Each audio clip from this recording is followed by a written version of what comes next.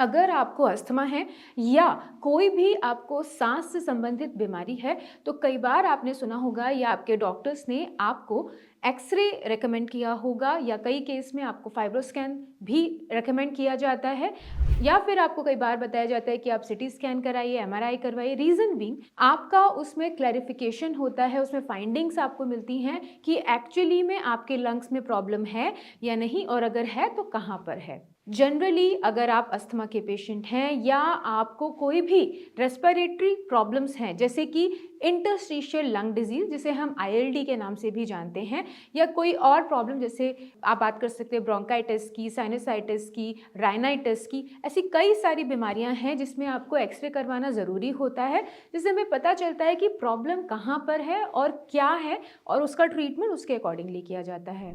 अगर आपके फाइब्रोस्कैन में फाइब्रो रेटिकुलर ओपेसिटीज़ मिल रही हैं तो ये एक ऐसा कारण है, ये एक ऐसी फाइंडिंग है जिससे क्लियरली ये पता चलता है कि आपके लंग्स में प्रॉब्लम है और वहाँ पे थिकनिंग हो रही है, यानी कि जब भी कहीं पे इन्फ्लामेशन होता है, सूजन होती है, जिस ऑर्गन में हो रही है वहाँ पे सूजन आती है, वहाँ पे वो जगह काफ़ी ज़्यादा लाल और सूजी हुई हो जाती है जिसकी वजह से वो अपना प्रॉपर काम नहीं कर पा रही होती है। अगर आप फाइब्रो रेटिकुलर ओपेसिटी के बारे में समझेंगे तो उसमें भी लंग्स में सूजन आ रही है ये आपका पता चलता है। अगर ये सूजन लंबे टाइम तक रहती है तो यही फाइब्रोसिस में कन्वर्ट हो जाती है और फाइब्रोसिस एक ऐसा स्थिति है, एक ऐसी कंडीशन है जो रिवर्सिबल नहीं होती, जो आप वापस नॉर्मल कंडीशन में नहीं ला सकते। तो ये फाइब्रो रेटिकुलर ओपेसिटी का मिलना अपने आप में इम्पॉर्टेंट है क्योंकि अगर इसका कारण आपको नहीं पता, जैसे कई बार होता है कि हम अस्थमा के कंडीशन में बताते हैं कि आपको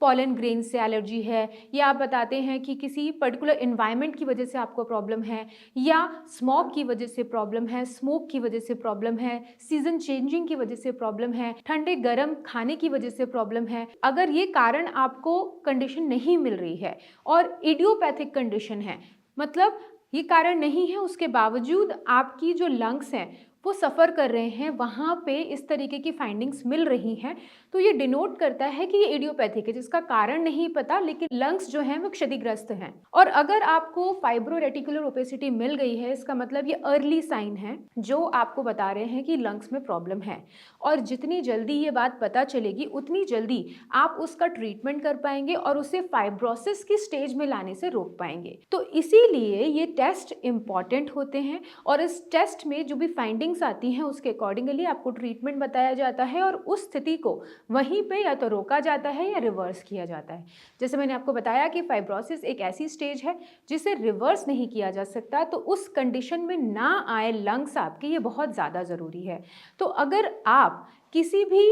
अस्थमा जैसी कंडीशन से या किसी भी सांस की संबंधित कंडीशन से या बार बार आपको दमा हो रहा है, सांस लेने में परेशानी हो रही है, खांसी आ रही है, छींकें आ रही हैं, तो इन सारी कंडीशंस में आपका फाइंडिंग पता होना बहुत ज़्यादा ज़रूरी है ताकि उसका ट्रीटमेंट उसी समय किया जा सके। जितना जल्दी आप ट्रीटमेंट शुरू करते हैं उतनी जल्दी आपको रिजल्ट मिलते हैं और उतनी ही जल्दी आपकी जो कंडीशन है वर्सन जो होती जा रही है धीरे धीरे रिवर्स गियर पे आ जाती है। तो इस वीडियो में मैंने आपको बताया कि फाइंडिंग्स किस लिए ज़रूरी हैं, किस लिए आपको सजेस्ट किए जाते हैं डिफरेंट एक्सरेज या फिर सिटी स्कैन एक्सेट्रा, और इसके साथ में ही ये भी ज़रूरी है कि उसकी फाइंडिंग क्या आई है और आप ट्रीटमेंट कितनी जल्दी शुरू करें। अगर आपको सांस से संबंधी कोई भी परेशानी है या कोई भी प्रश्न आपके दिमाग में है तो आप हमें कमेंट सेक्शन में कमेंट करके दिए हुए नंबर्स पे भी कॉल करके जानकारी प्राप्त कर सकते हैं। मैं और मेरी टीम पूरी तरीके से कोशिश करेगी आपकी हेल्प करने की। नमस्कार।